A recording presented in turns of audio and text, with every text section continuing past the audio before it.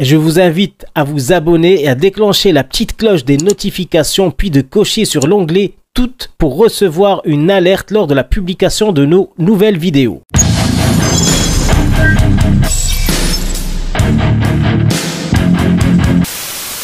Niao les amis, j'espère que vous allez bien, que vos familles se portent bien. Aujourd'hui, nous allons évoquer la situation catastrophique au Maroc concernant le pass vaccinal, où la population de ce pays, pour accéder aux lieux publics ou simplement clos et avoir le droit de travailler et de se déplacer à l'intérieur ainsi qu'à l'extérieur du territoire, se voit imposer tout bonnement la vaccination, là où dans les pays normaux, dits civilisés, on impose un pass sanitaire qui laisse le choix de se vacciner ou pas. Mais le problème est bien plus grave encore. Comme vous allez le voir plus loin dans cette vidéo, le Maroc a pris comme exemple le Tadjikistan et le Turkménistan, rares dictatures où la vaccination est obligatoire. Certes, dans certains pays, comme la France, la vaccination est obligatoire pour certains corps de métier, comme les infirmiers ou médecins, ce qui peut aisément être argumenté, vu la proximité dangereuse qui peut y avoir avec une population sensible et fragile. Certains diront qu'il ne s'agit pas là réellement d'une obligation vaccinale, mais d'une interdiction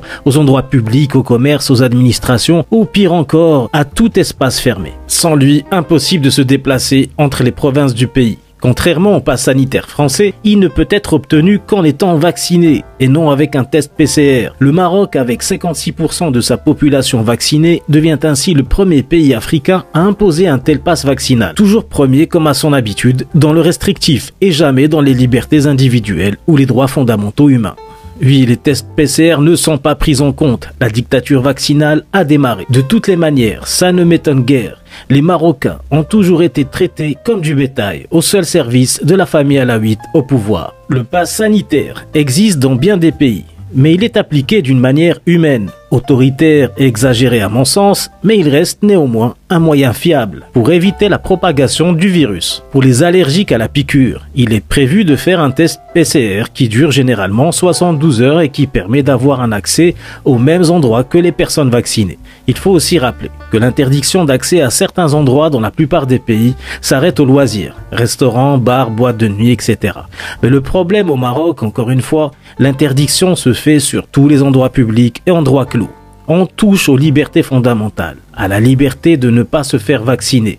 Tant qu'on porte un masque dans des endroits fermés, on ne peut contaminer personne. Pourquoi obliger toute une population à se soumettre à un vaccin qui n'empêche d'ailleurs même pas d'être contaminé? Arrêtons cette effrayante et dangereuse hypocrisie. Le peuple, en plus d'être touché par la misère, l'insécurité et la bêtise de ses dirigeants, se voit une fois de plus humilié et mis à mal. Mais la situation est bien plus grave encore.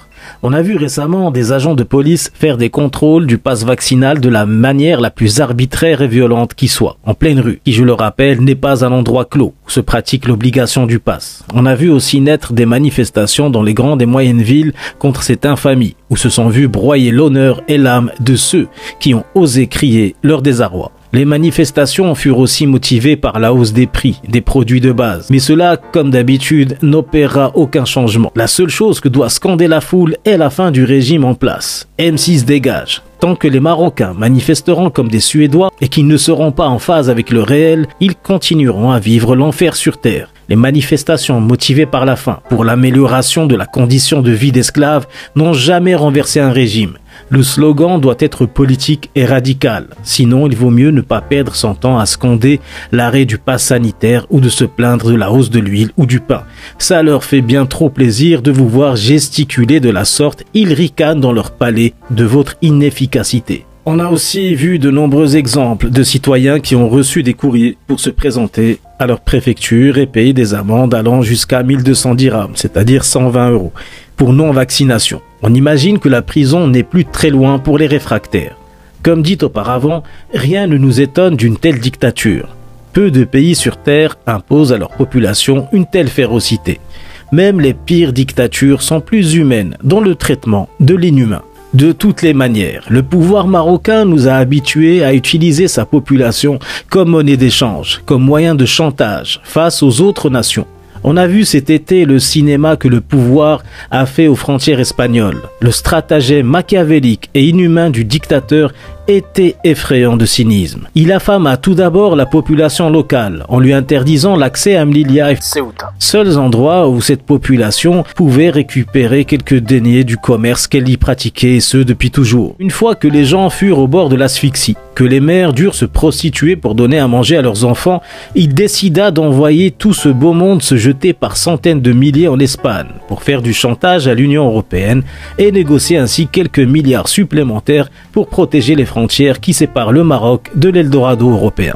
Concernant la situation actuelle, le pouvoir veut obliger la population à se vacciner pour évidemment d'autres raisons. Pour en finir certainement plus vite avec le Covid et accueillir plus de touristes. Manne financière qui ne profite évidemment pas au petit peuple qui va jusqu'à se vendre ou louer les services de ses progénitures pour quelques deniers. D'autres raisons insoupçonnées doivent se cacher derrière ces satanées politiques sanitaires. Le Maroc est-il devenu un laboratoire à ciel ouvert? En tout cas, ce qui est certain, c'est que le choix de la vaccination doit rester une décision individuelle. La volonté doit être laissée à l'individu de se vacciner ou pas. Porter le masque, faire un test PCR une fois par semaine ou même chaque jour s'il le faut, mais se voir obligé de se faire injecter un vaccin comme on soignerait un animal d'élevage, jamais. Au plus fort de l'épidémie en Chine, nous n'avons jamais été ni confinés, ni eu d'obligation quelconque. Nous avons, toujours vécu comme si de rien n'était. La seule obligation concernant le pass sanitaire était de faire un test PCR quand certains cas étaient signalés dans la région. Et en 3 ans d'épidémie, nous avons dû le faire 2 ou 3 fois, sinon pour le reste, nous n'avons jamais eu aucune restriction. Cinéma, restaurant, loisirs, travail, aucune restriction, à part le port du masque, qui n'est en aucun cas gênant. Et au-delà du Maroc, les restrictions dans les autres pays me semblent aussi inutiles vu que le simple fait d'imposer le port strict du masque fait qu'un pays d'une population de plus d'1,4 milliard d'habitants n'a en moyenne que 63 cas déclarés par jour, ce qui est ridicule au vu de sa population. Et que dire des autres pays qui ont arrêté toute restriction, comme le Danemark, et qui voient leur économie reprendre de plus belle et leur population retrouver la liberté qui leur était restreinte ces dernières années. Pas de recrudescence fulgurante des cas ni de chaos constatés.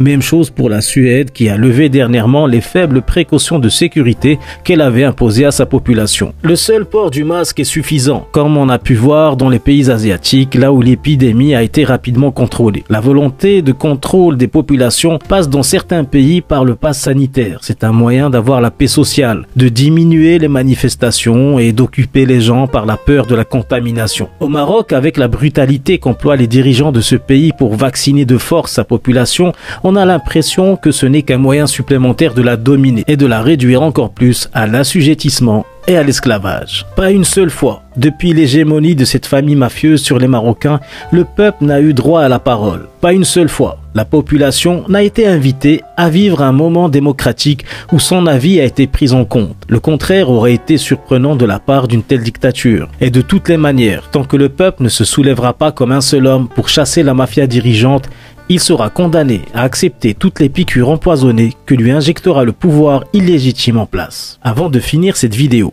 je vous rappelle que mon clip en hommage aux prisonniers politiques marocains est toujours en ligne sur ma chaîne artistique. N'hésitez pas à le partager sur tous vos réseaux sociaux. N'oubliez pas que seuls nos efforts communs feront le changement de demain. Merci d'avoir suivi cette vidéo. Prenez soin de vous, de vos familles. Force et honneur.